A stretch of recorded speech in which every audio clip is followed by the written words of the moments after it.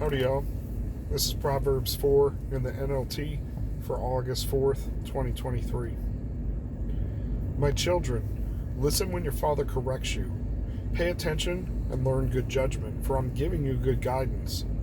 Don't turn away from my instructions, for I too was once my father's son, tenderly loved as my mother's only child. My father taught me, take my words to heart, follow my commands, and you will live. Get wisdom, develop good judgment. Don't forget the words or turn away from them. Don't turn your back on wisdom, for she will protect you. Love her and she will guard you. Getting wisdom is the wisest thing you can do. And whatever else you do, develop good judgment. If you prize wisdom, she will make you great. Embrace her and she will honor you. She will place a lovely wreath on your head. She will present you with a beautiful crown. My child, listen to me and do as I say, and you will have a long, good life. I will teach you wisdom's ways and lead you in the straight paths. When you walk, you won't be held back. When you run, you won't stumble. Take hold of my instructions. Don't let them go. Guard them, for they're the key to life. Don't do as the wicked do, and don't follow the path of evildoers. Don't even think about it. Don't go that way. Turn away and keep moving.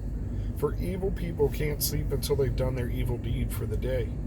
They can't rest until they've caused someone to stumble. They eat the food of wickedness and drink the wine of violence.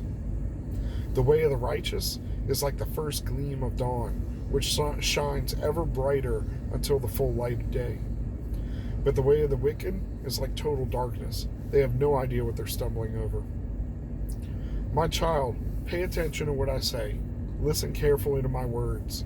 Don't lose sight of them. Let them penetrate deep into your heart, for they bring life to those who find them and healing to their whole body. Guard your heart above all else, for it determines the course of your life. Avoid all perverse talk. Stay away from corrupt speech. Look straight ahead. Fix your eyes on what lies before you. Mark out a straight path for your feet. Stay on the safe path. Don't get sidetracked. Keep your feet from following evil. All the footnotes here, it's only my sons and my son. What's that? 1, 10, and 20. Instead of my child, it was my son. 10, it was my sons. Yeah, so my children, my sons. Sorry. If you hear a little bit of extra noise, I'm sitting in the car with the kids.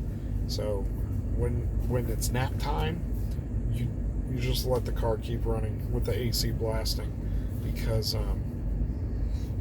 it's nap time. So Lord knows they need it. It's a little late. I got a problem. Buying plants and buying Legos. I'm doing so well with paying off all my debt, but like Dave Ramsey would beat me up if he just knew that I bought a bunch of Legos.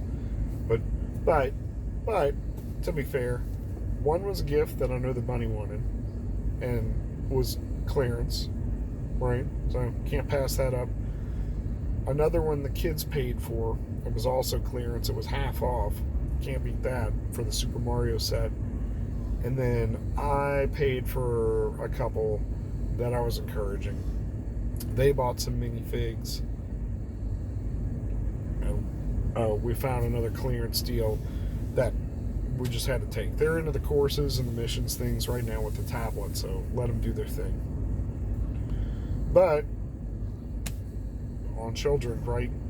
I'm constantly telling them. I had a big talk with my 8-year-old today. I had a nice little chat, the two of us, and told him something similar about, like, pay attention, get good judgment, like, listen, because I've failed more ways than you've started. Just give me a shot. You can do it your own way, but let me tell you surefire ways to get hurt, or high likelihoods, right? I actually told him today something like this, like, your dad was little once, right? He was a kid like you once. I remember thinking like this, and so. But my father taught me, take my words to heart, follow my commandments and commands, and you will live. Get wisdom and develop good judgment. Right? It's the wisest thing you can do. Getting wisdom, developing good judgment. that's what Father's saying. Like, listen, my child, my son, my child, listen to me. Do as I say. You will have a long, good life. I'll teach you wisdom's ways. I'll lead you in the straight paths. You won't be held back. You won't stumble. Don't let them go and guard them, for they're the key to life. I think if that's true, right? If you have a good father, and they had a good father, that doesn't mean they have to have had a good father, right? But that's kind of the object, is to pass the keys of life and wealth and wisdom and all these things down through the generation. I guess wisdom's a repeat, right? Because wisdom is one of the keys to life. But yeah, righteous people should have money to give to their grandkids, and should have wisdom and life experience in good ways to impart to the kids. Not just their own kids, but the next generation, if they're lucky, the great-grandkids. I was blessed to know, some of my great-grandparents.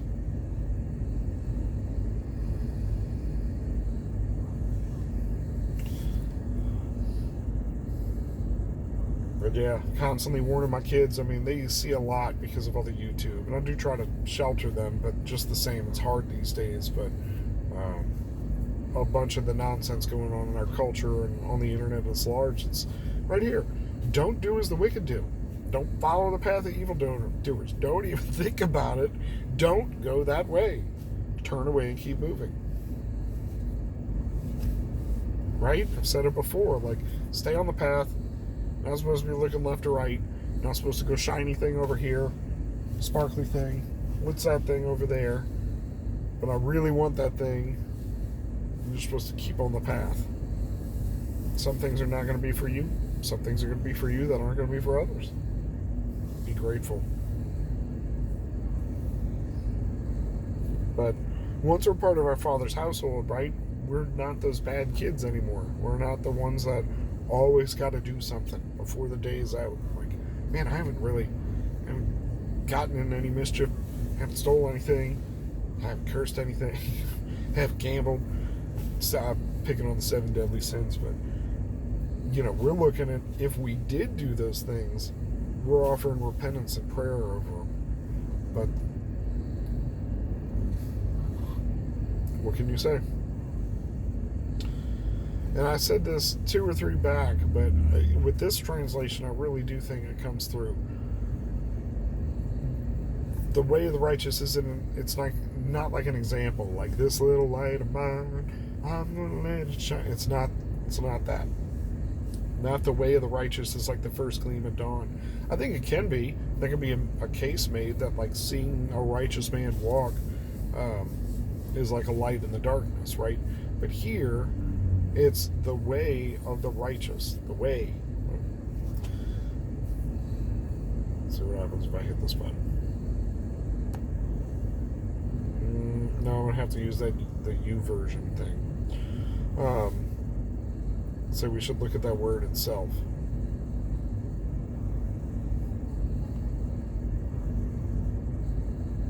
Sorry, scrolling back and forth.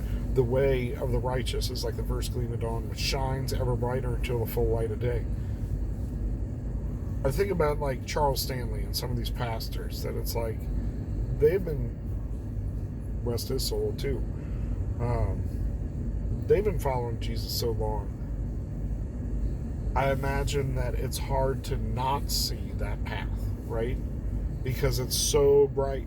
It's so plain in front of them. They know the path so well at this point, where it's leading. And as we approach Jesus and become sanctified, we're approaching glory, right? We're approaching God in His glory. So obviously the way is going to get illuminated a little bit more the closer we get, I would think. Still have a choice. Still have a choice to stay on it. Shiny thing. Really like that thing. Really wish I was that guy. Whatever. You know what I mean? Still have a choice. But the way becomes as plain as day after walking it for so long. But the way of the wicked is like total darkness. They have no idea over what they're stumbling over. So it doesn't matter how far along the way they are. They're not afforded the ever brighter shining of the way. Theirs doesn't become illuminated. I mean, counterpoint, like the flames of hell, right, aren't glorious ones. And Jesus talks about a place of darkness. How can you have flames with darkness? You know what I mean? Unless you just have so much smoke. You know, my dad was a firefighter. Badass, right? Pardon my French. But I can't imagine. I would imagine it's got to be so hot and so intense with thick smoke, thick black smoke, to not be able to see a bit of inkling of the flames. Not scare anybody. I'm not trying to fire brimstone on here. However, Jesus talked a lot about hell and warned us. So I want to stay on the right path, even if it means I don't get that shiny thing. There's so many shiny things in my life that I wish I could have. It's not for me. And I don't even necessarily mean like material things.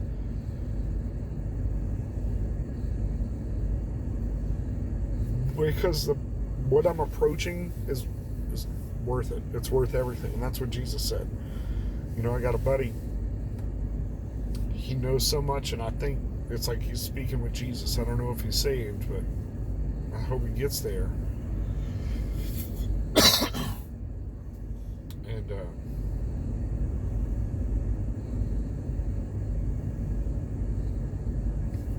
I lost my point with him. It's gone. Like fluttering sparrow, right? It's gone. The cough knocked it right out of me. Oh, we were talking about this earlier, though. It's like people learning to meditate and astral project and non-locality and even divination and familiars and stuff. It's like we're not... I was listening to Jeff Durbin from Apologia talk about it. We're not warned to not do these things in Deuteronomy because it's nonsense. We're warned to not do them because it works. Now, it doesn't work always what we think we're doing. Like, we're not speaking to our actual dead relatives. There's a great divide. We're speaking to a spirit. There aren't good spirits out there. There's angels and there's demons. And I'm pretty sure the angels don't want us to be bothering them. When they come talk to us, it's a little bit different. But how many people are doing this and they don't know what they're doing. They don't know the doors they're opening up. They don't know the people, the things that they're contacting, what they're opening into their lives. And it's just going to cause them more grief. And it's going to cause them to search more, right? Just like the self-help thing. Self-help doesn't work. You get insights. You can learn better routines. You can learn all the different things you can learn. But you're the problem. How are you going to be the solution to your own problem? It doesn't work. It's circular reasoning. You need to look outside yourself.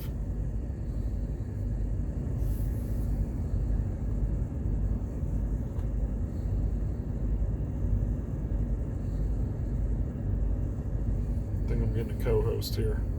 Hold on.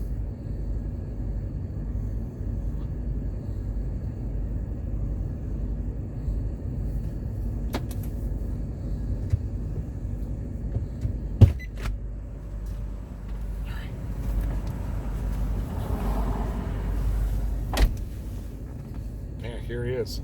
My child, pay attention to what I say and listen carefully to my words. Don't lose sight of them. Let them go deep into your heart, for they bring life to those who find them and healing to their whole body. Here are some of the other things, right, that you're supposed to be soaking into your heart.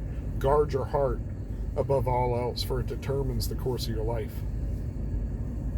Protect your heart. Avoid all perverse talk and stay away from corrupt speech. Look straight ahead. That's what we were just talking about.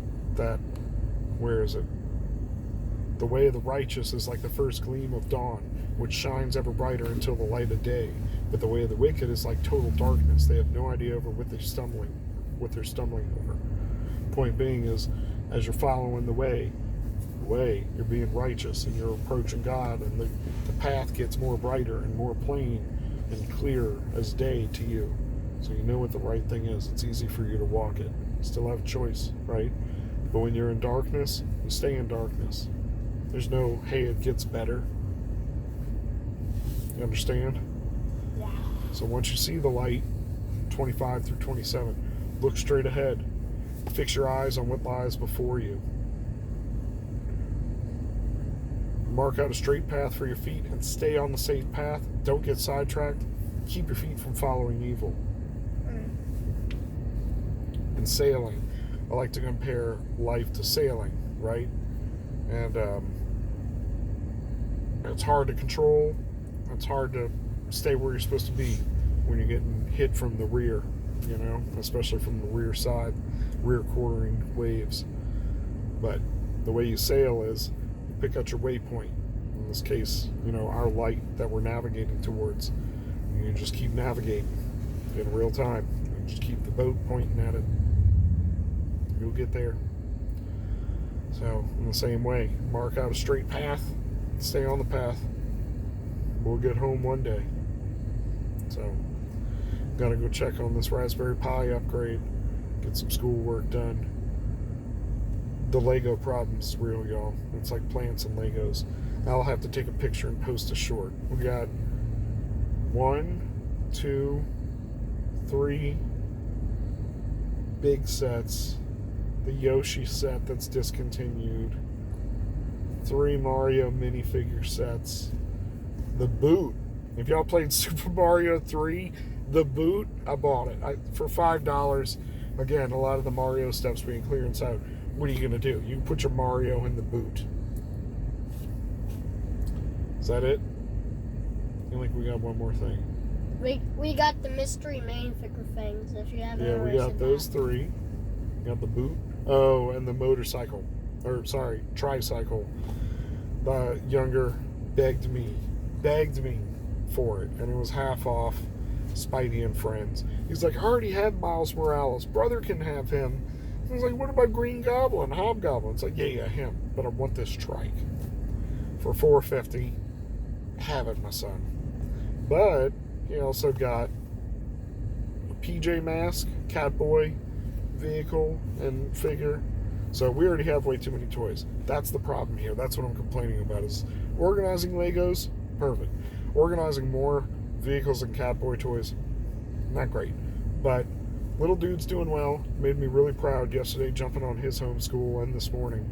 So he knows the deal is we're going to do some of that before we unbox Catboy. And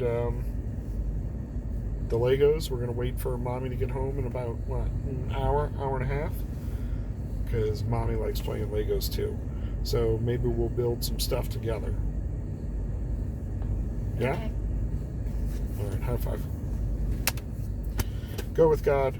Be blessed. Anything to say?